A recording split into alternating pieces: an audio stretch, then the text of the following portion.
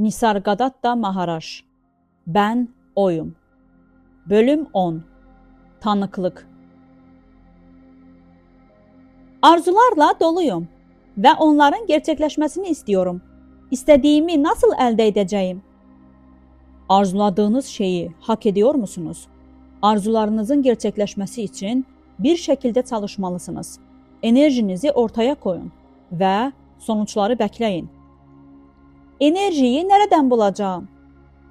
Arzunun kendisi enerjidir. Öyleyse neden her arzu gerçekleşmiyor? Belki de yeterince güçlü ve kalıcı değildi. Evet, sorunum bu. Bir şeyler istiyorum ama eyleme geçme konusunda tembelim. Arzunuz net veya güçlü olmadığında şekillenmez. Ayrıca arzularınız kişiselse, kendi zevkiniz içinse, onlara verdiğiniz enerji zorunlu olarak sınırlıdır. Sahip olduğunuzdan daha fazla olamaz.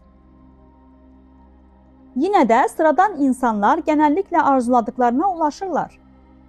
Çok ve uzun süre arzuladıktan sonra ama yine de başarıları sınırlıdır. Peki ya bencil olmayan arzular? Ortak iyiliği arzuladığınızda tüm dünya sizinle birlikte arzular. İnsanlığın arzusunu kendinize mal edin ve onun için çalışın. Bu konuda başarısız olamazsınız. İnsanlık Tanrı'nın işidir, benim değil. Ben kendimle ilgileniyorum. Meşru arzularımın yerine getirildiğini görme hakkım yok mu? Kimseye zarar vermezler. Benim arzularım meşru. Onlar doğru arzular. Neden gerçekleşmiyorlar? Arzular koşullara göre doğru veya yanlıştır. Onlara nasıl baktığınıza bağlıdır. Doğru ile yanlış arasında bir ayrım yalnızca birey için geçerlidir. Böyle bir ayrımın kılavuz çizgileri nelerdir? Hangi arzularımın doğru, hangilerinin yanlış olduğunu nasıl bileceğim? Sizin durumunuzda üzüntüye yol açan arzular yanlış, mutluluğa yol açanlar doğrudur. Ama başkalarını da unutmamalısınız. Onların üzüntüleri ve mutlulukları da önemlidir. Sonuçlar gelecekte ne olacaklarını nasıl bilebilirim? Zihninizi kullanın, hatırlayın, gözlemleyin. Başkalarından farklı değilsiniz. Onların deneyimlərinin çoğu sizin için de geçerli. Açıq və dərinləməsinə düşünün. Arzularınızın tüm yapısını və sonuçlarını dərinləməsinə incələyin. Bunlar zihinsel və duygusal yapının ən önəmli parçalarıdır və eylemlərinizi güçlü bir şəkildə etkiler. Unutmayın, bilmədiyiniz şeyi tərk edəməzsiniz. Kendinizi aşmak için kendinizi bilmelisiniz. Kendimi bilmek ne anlama geliyor? Kendimi bilerek tam olarak neyi öğreniyorum? Olmadığınız şeyi. Nasıl ben olmayan şey? Neyseniz zaten osunuz. Ne olmadığınızı bilerek ondan özgürleşirsiniz. Ve kendi doğal halinizde kalırsınız. Her şey oldukça kendiliğinden ve zahmetsizce gerçekleşir. Peki, ben ne keşfediyorum? Keşfedilecek hiçbir şey olmadığını keşfedersiniz. Siz neyseniz osunuz. Hepsi bu. Ama ben anlamıyorum. Sizi kör eden bir şey olmanız gerektiği şeklindeki sabit fikriniz. Bu fikirden nasıl kurtulabilirim? Bana güveniyorsanız bilinci ve onun sizin sonsuz içeriğini aydınlatan saf farkındalık olduğunuzu söylediğimde inanın. Bunu fark edin ve buna göre yaşayın. Bana inanmıyorsanız içinize dönün ve ben neyim diye sorun. Ya da zihninizi saf ve basit bir varlık olan ben varıma odaklayın. Size olan inancım neye dayanıyor? Başkalarının kalplerine dair içgörünüze dayanıyor. Eğer benim kalbime bakamıyorsanız, kendi kalbinize bakın. İkisini de yapamam. Düzenli ve faydalı bir yaşamla kendinizi arındırın. Düşüncelerinize, duygularınıza, sözlerinize ve eylemlerinize dikkat edin. Bu, vizyonunuzu netləşdirəcəkdir. Öncə hər şeydən vazgeçib evsiz bir həyat yaşamalı mıyım? Siz vazgeçəməzsiniz. Evinizi tərk edib ailənizə sorun yarata bilirsiniz. Bağlantılar ancaq zihindədir və zihninizi tümüylə tanıyana kadar bağlantılar sizi tərk etməzlər. İlk öncə kendinizi tanıyın. Gerisi onunla gələcəkdir. Ama bana zaten yüce gerçek olduğumu söylediniz. Bu öz bilgi değil midir? Əlbəttə, yüce gerçəksiniz. Peki ya ne olacak? Hər kum tanəsi Tanrıdır. Bunu bilmək önəmlidir. Ama bu sadece başlangıç. Bana yüce gerçek olduğumu söylediniz. Size inanıyorum. Bundan sonra ne yapmam gerekiyor? Size zaten söylemiştim. Olmadığınız her şeyi keşfedin. Beden, duygular, düşünceler, fikirler, zaman, mekan, varlık ve yokluk, şu veya bu. Siz olduğunuzu gösterebileceğiniz somut veya soyut hiçbir şey yok. Sadece sözlü bir ifade yeterli olmaz. Hiçbir sonuç olmadan bir formülü sonsuza dek tekrarlayabilirsiniz. Kendinizi, özellikle de zihninizi an be an, hiçbir şeyi kaçırmadan sürekli izlemelisiniz. Bu tanıklık, gerçek benliğin ben olmayandan ayrılması için elzemdir. Tanıklık benim gerçek doğam değil mi? Tanıklık için tanıklık edilecek başka bir şey olmalı. Hala ikilik içindeyiz. Peki ya tanığa tanıklık etmek, farkındalığın farkındalığı, kelimeleri bir araya getirmek sizi çok uzağa götürmez. İçinize dönün. Ne olmadığınızı keşfedin. Başka hiçbir şeyin önemi yok. Bölüm 11. Farkındalık ve bilinç. Uyurken ne yapıyorsunuz? Uyuduğumun farkındayım. Uyku bir bilinçsizlik hali değil midir? Evet. Bilinçsizliğimin farkındayım. Peki, uyanıkken veya rüya görürken? Rüya görürken, rüya gördüğümün farkındayım. Anlayamadım. Tam olarak ne demek istiyorsunuz? Terimlerimi açıklığa kavuşturuyorum. Uyanıkken bilinçliyim. Rüya görüyorken zihnimin farkındayım. Ama çevremin farkında değilim. Benim için de durum hemen hemen aynı. Yine de bir fark var gibi görünüyor. Her iki halde de diğer ikisini unutuyorsunuz. Oysa bana göre uyanıklık, rüya görme ve uyku gibi üç zihinsel hali de kapsayan ve aşan tek bir varoluş halidir. Dünyada bir yön ve amaç görüyor musunuz? Dünya sadece hayal gücümün bir yansımasıdır. Ne görmek istersem onu görebilirim. Ama neden yaratılış, evrim ve yıkım kalıpları icat edeyim ki? Onlara ihtiyacım yok. Ve dünyayı zihinsel bir resme hapsetme arzum yok. Tekrar rüya konusuna gelelim. Rüya görüyor musunuz? Tabii ki. Rüyalarınız nelerdir?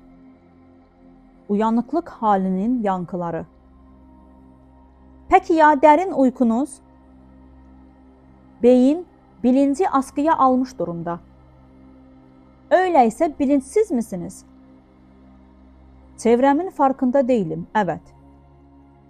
Tam bilinçsiz değil misiniz? Bilinçsiz olduğumun farkındayım. Farkındalık ve bilinç kelimelerini kullanıyorsunuz. Aynı değiller mi?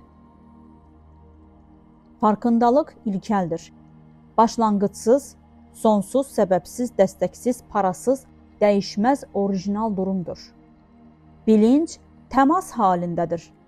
Bir yüzeye yansır. Bir ikililik halidir. Farkındalık olmadan bilinç olamaz. Ancak derin uykuda olduğu gibi bilinç olmadan farkındalık olabilir. Farkındalık mutlaktır. Bilinç ise içeriğine görelidir.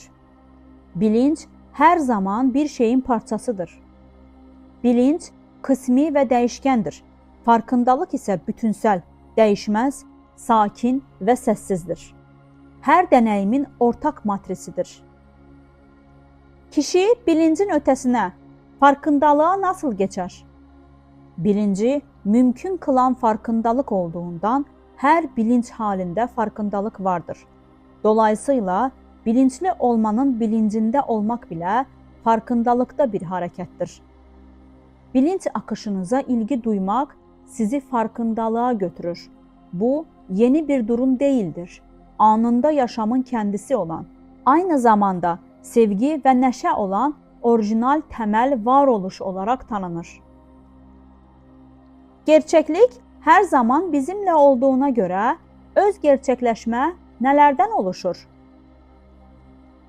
Gerçekleşme cehaletin tam tersidir. Dünyayı gerçek, kendini ise gerçek dışı olarak kabul etmek cehalettir. Üzüntünün sebebidir. Benliği tek gerçeklik. Diğer her şeyi ise geçici olarak bilmek özgürlük, huzur ve neşedir. Her şey çok basittir. Hayal ettiğiniz şeyleri görmek yerine onları oldukları gibi görmeyi öğrenin. Bu, aynayı temizlemek gibidir.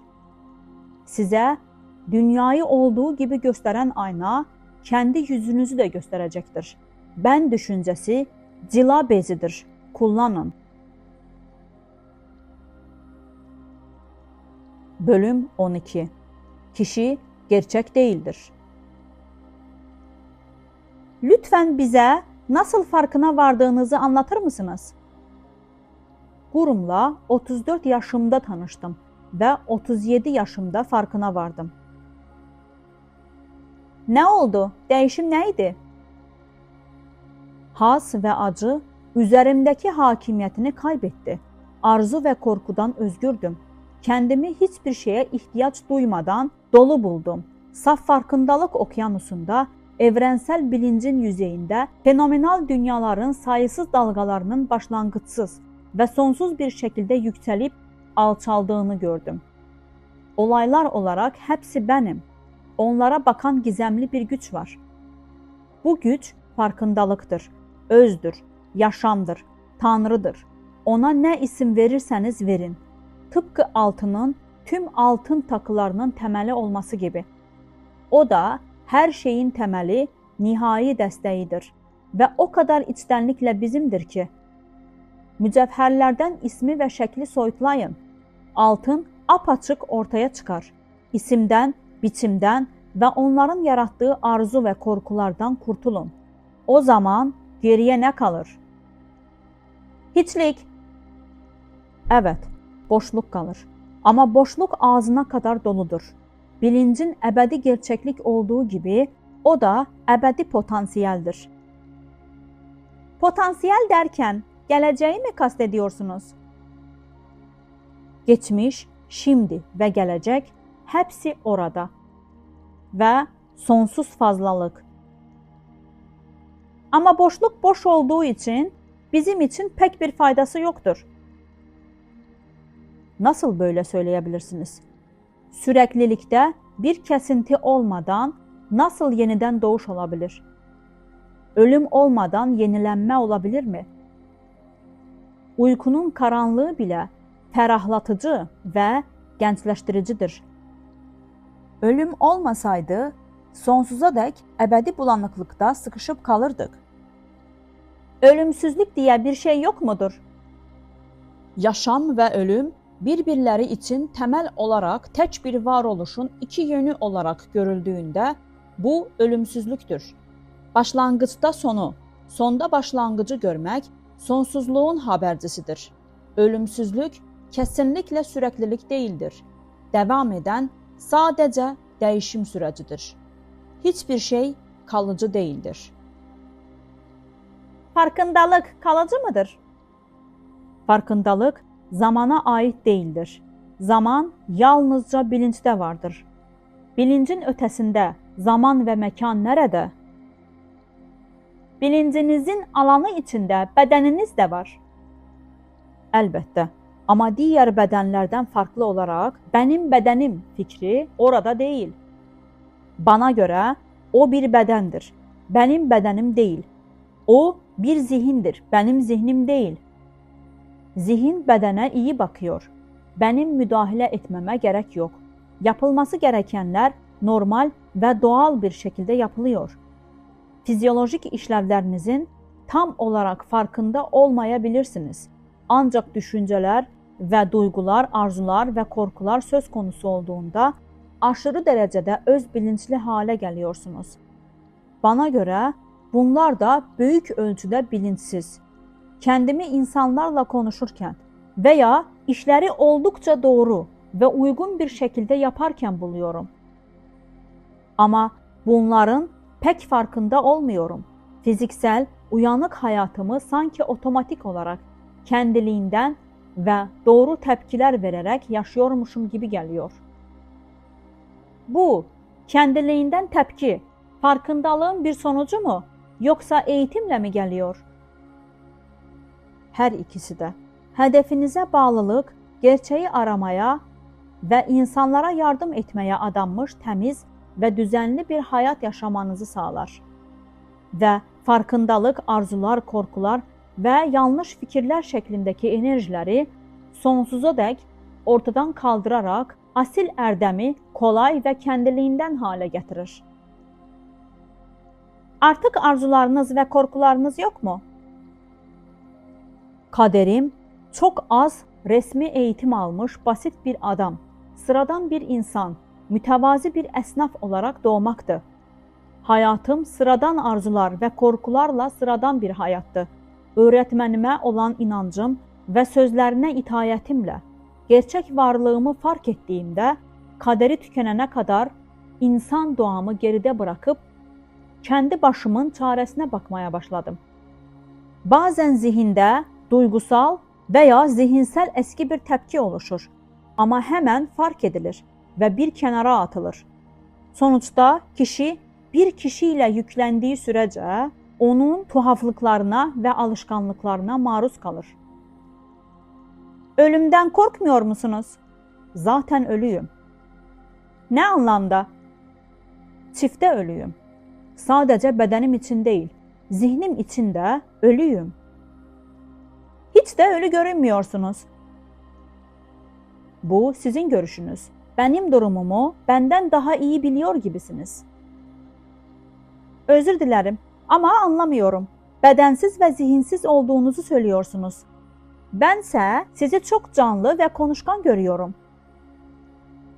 Beyninizde ve bedeninizde sürekli olarak son derece karmaşık bir çalışma oluyor. Bunun farkında mısınız? Hiç de değil. Yine de dışarıdan bakan biri için her şey akıllıca ve amaçlı bir şekilde ilerliyor gibi görünüyor. Neden kişinin tüm kişisel hayatının bilinç eşiğinin büyük ölçüde altına düşebileceğini ve yine de aklı başında ve sorunsuz bir şekilde devam edebileceğini kabul etmiyorsunuz? Bu normal mi? Normal olan nedir? Arzular ve korkularla dolu, çekişme ve mücadeleyle dolu, anlamsız ve neşesiz hayatınız mı normal? Vücudun son derece farkında olmak mı normal? Duygular tarafından parçalanmak, düşünceler tarafından işkence görmek, bu mu normal? Sağlıklı bir beden, sağlıklı bir zihin, büyük ölçüde sahipleri tarafından fark edilmeden yaşar. Yalnızca ara sıra acı veya ıstırap yoluyla dikkat ve içgörü isterler. Aynısını neden tüm kişisel hayatta yapmayalım? Kişi olan her şeye onu farkındalığın odağına getirmek zorunda kalmadan iyi ve tam olarak yanıt vererek doğru bir şekilde işlev görebilir. Öz denetim ikinci doğa haline geldiğinde farkındalık odağını varoluşun ve eylemin daha derin seviyelerine kaydırır. Bir robot olmuyor musunuz? Alışkanlık haline gelmiş ve tekrarlayan bir şeyi otomatikleştirmenin ne zararı var ki? Zaten otomatiktir. Ama aynı zamanda kaotik olduğunda acı ve ızdıraba neden olur ve dikkat gerektirir. Temiz ve düzenli bir yaşamın tüm amacı insanı kaosun esaretinden ve kederin yükünden kurtarmaktır. Bilgisayarla programlanmış bir yaşamdan yana görünüyorsunuz. Sorunlardan arınmış bir yaşamda yanlış olan ne var? Kişilik gerçeğin yalnızca bir yansımasıdır. Yansıma neden doğal olarak, otomatik olarak aslına sadık kalmasın? Kişinin kendine ait bir tasarımı olması gerekmez mi? İfade ettiği yaşam ona rehberlik edecektir. Kişinin yalnızca gerçekliğin bir gölgesi olduğunu, gerçeğin kendisi olmadığını fark ettiğinizde endişelenmeyi ve kaygılanmayı bırakırsınız. İçinizden yönlendirilmeyi kabul edersiniz ve hayat bilinmeyene doğru bir yolculuğa dönüşür. Bölümün sonu.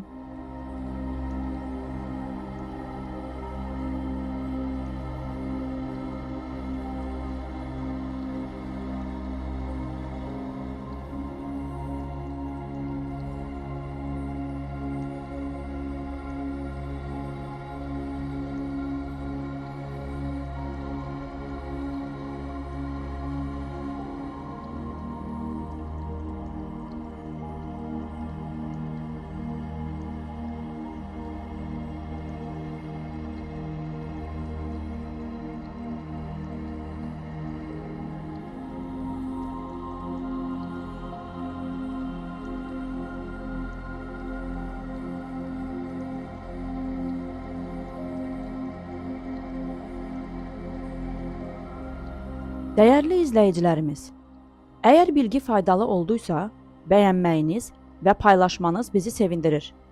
Kanalın büyüməsi və daha çox insana ulaşması, daha çox insanın bilgilənməsinə və aydınlanmasına səbəb olur. Bizimlə olduğunuz üçün təşəkkürlər.